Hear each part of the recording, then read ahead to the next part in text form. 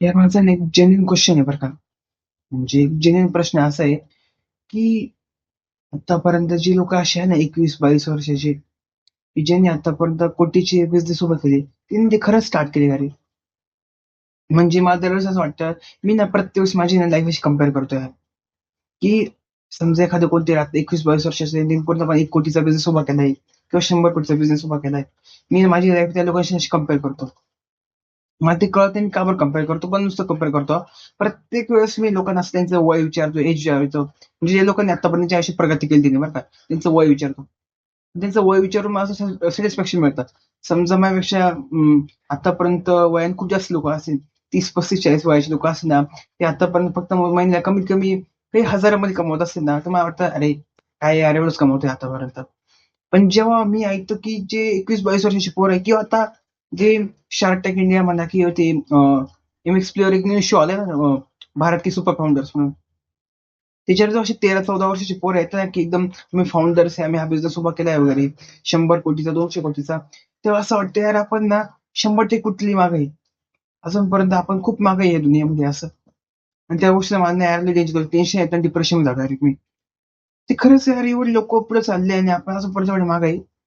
आज माझं वय 22 म्हणजे आज मी 22 वर्षाचा आहे कमीत कमी. मी अजूनपर्यंत माझ्या आयुष्यात असं खूप मोठं काहीच नाही केलं आतापर्यंत. ठीक आहे. आत्तापर्यंत माझ्या आयुष्यामध्ये असं मोठं काहीच नाही केलं, की ज्याचे माझ्या घरचे आता की "हां बाबा, आमच्या घरी म्हणजे आत्तापर्यंत माझं स्वतःचं चांगलं घर नाही मोठं. घर म्हणजे चांगला बंगला म्हणतोय मी. एकदम प्रीमियम म्हणतोय, प्रीमियम म्हणतोय. बंगला म्हणा, त्याच्यानंतर मी आतापर्यंत ना कोणी 100 कोटी, 200 कोटीचा बिझनेस उभा केलाय आतापर्यंत. काहीच नाही केले. मग या गोष्टी खरंच ट्रू राहता का लोकं यार त्यांची ॲडव्हर्टाइजमेंट करायची म्हणून दाखवते म्हणून तुम्हाला ते कळत नाही. त्याच्यामुळे प्रॉब्लेम काय होतोय माहिती आहे का? त्याच्यामुळे प्रॉब्लेम असा होतोय, की त्या लोकांमुळे ना आम्हाला आमच्यासारखे जे माझ्यासारखे भरपूर असते मला बी माहिती आहे. त्या सगळ्यांना असं इन्सिक्युअर वाटतं. लोकांना वाटतं का नाही माहित नाही, पण मला वाटतं यार. आणि जेन्युइनली बरं का असं वाटतं, की मी खूप मागे आहे अजूनपर्यंत जगाच्या. एवढं सगळं शिकून सवरून वगैरे खूप शिक्षण घेतल्यानंतर का बरं असं अजूनपर्यंत मी खूप मोठा बिझनेस नाही तयार केला. म्हणजे ज्या लोकांना बघतो YouTubeवर म्हणा, Instagramवर म्हणा, Facebookवर म्हणा, कुठेही म्हणतो बरं का मी असं. ज्यांनी अशी मोठी-मोठी म्हणजे असं माझं अशी म्हणजे इन शॉर्ट माझं कसं आहे, की जे लोकं माझ्यापेक्षा कमी कमवत आहे ना, त्यांना मी कमी समजतो.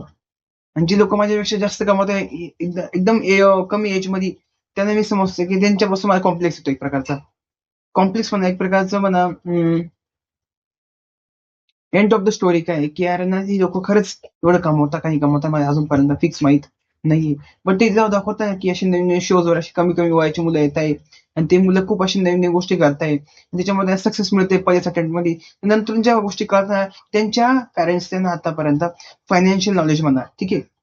फायनान्शियल नॉलेज म्हणा किंवा एखादा ई-एम-आय म्हणा, एखादा लोन म्हणा, यांच्याविषयी पूर्ण गोष्टी म्हणा किंवा पैशाच्या पूर्णपणे गोष्टी असतात त्या कशा शिकवायच्या असतात ते त्यांच्या वडिलांनी किंवा आईने त्या मुलाला शिकवलेल्या असतात. बरोबर? हा पहिला पॉइंट. दुसरा पॉइंट म्हणजे असं आहे, की ती मुलं फक्त शिक्षण घेण्याबरोबर ती मुलं काही स्किल म्हणा, काही नॉलेज म्हणा, ते पण अॅक्वायर करत राहतात. हा दुसरा पॉइंट आहे, की ना फक्त एज्युकेशन घेत राहतात. ठीक आहे, एज्युकेशन घेणं पण इम्पॉर्टंट आहे. पण त्याच्याबरोबर फक्त एखादा स्किल म्हणा, एखादं नॉलेज अॅक्वायर करणं ते पण तेवढंच इम्पॉर्टंट आहे. आणि त्याच्यामुळे आणि असं वाटतं ते पॅरेंट्स जे अशी मुलं आहेत जे टॉप 1% मध्ये येतात 13-14 वर्षाची मुलं 100 कोटी, 200 कोटीचे बिझनेस तयार करतात. ते त्याच याच्या पॉइंटमध्ये येतात. पण त्यांच्या पॅरेंट्सनी ना त्या गोष्टी आधीपासून त्यासाठी हे करून ठेवल्या असतात.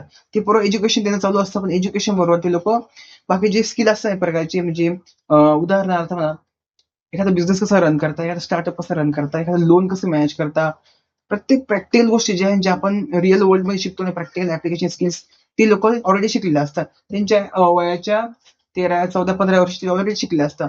जोपर्यंत त्यांचं 20 वय सुरू होतं, तोपर्यंत ते पूर्णपणे रिटायरमेंटच्या एज झाले असतील. रिटायरमेंट म्हणजे काय? रिटायरमेंट होतात, पण ते पूर्णपणे स्टेबल लाईफला आले असतात.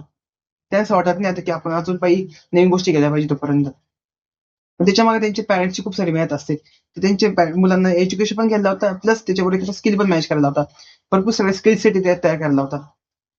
ठीक आहे. आणि पूर्णपणे फायनान्शियल नॉलेज येते, की बाई पैसा म्हणा किंवा एखादा मनी तो कसा रन करतो, कसा चालतो, पैसा कसा चालतो, या गोष्टी त्यांना पूर्णपणे शिकवल्या जातात. त्याच्यामुळे ती मुलं त्यांच्या आयुष्यामध्ये एवढे प्रयत्न करतात किंवा हे पुढे पुढे जातात.